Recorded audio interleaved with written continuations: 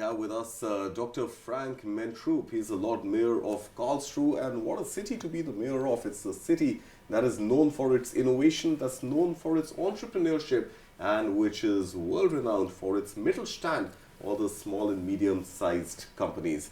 Dr. Mentrup, it's a pleasure for us to have you here on News9. Sir, to begin with, this is the city of innovation. This is the city which gave birth to the bicycle and to the first motored vehicle, the car. And now everything from artificial intelligence to sustainability projects, the city just doesn't end to surprise us. Talk to us about the spirit of innovation in the city of Karlsruhe. Oh, thank you very much for the invitation and for the possibility to discuss with you about, and for this audience. Karlsruhe in the technology region, this is the area around Karlsruhe, are characterized by the density and quality of their higher education and scientific institutions. For example, 9 universities and the KIT in numerous research institutions, I think nearly 30. This is, if you compare it to 300,000 inhabitants, a very high quote of high education, and also centers for innovation. Right. And with this and the special competences in Karlsruhe are digitalization, IT industry, energy, and also mobility. And these are the answers to the questions for the future. All right. And of course, mobility is a big theme for us at the News9 Global Summit as well, which is scheduled for October 9th, and so is sustainability. But coming specifically to entrepreneurship, and this city is known for its Mittelstand, and the city is actually known for its culture of entrepreneurship and incubating ideas, which go from university incubators to large incubators, including the impact hubs and the India board, for example, which is being run by the city of Karlsruhe. So talk to us about entrepreneurship and why entrepreneurs really try and seek for a market here in Karlsruhe. Yes, I think we have a very successful story from students of the university creating startups and then coming into the market, and now are world leaders in some specific technologies. And we have developed a system from a little container you can rent by the city of Karlsruhe with 9 square meters, I think it's right.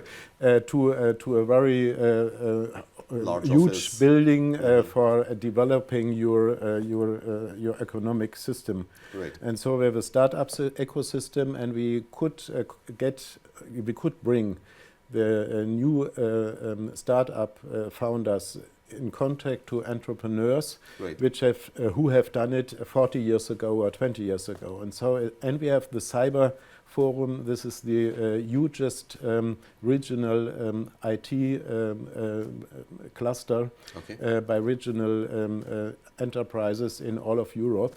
And I think this is very interesting for new persons in our city and our region. Right. So, of course, no doubt Karlsruhe has a lot to offer to students by way of the educational institutions, startups by way of, everything that you just mentioned about entrepreneurship.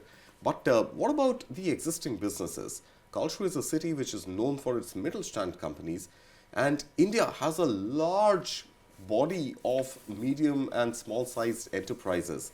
What can the city of Karlsruhe, or perhaps cities in India, can do further to make sure that this collaboration between the Mittelstand and India's MSME, which is pretty much the bedrock of India's growth engine, how can these collaborate together for better India-Germany relations and solutions for the world? I think the collaboration, the cooperation between Germany and India is one of the major targets for the next years, because the Americans are very crazy, the Russians are very crazy, the Chinese are not democratic, and so we have to work together with the last democracies in the world. Right. And the fans of a free trade fair and other things.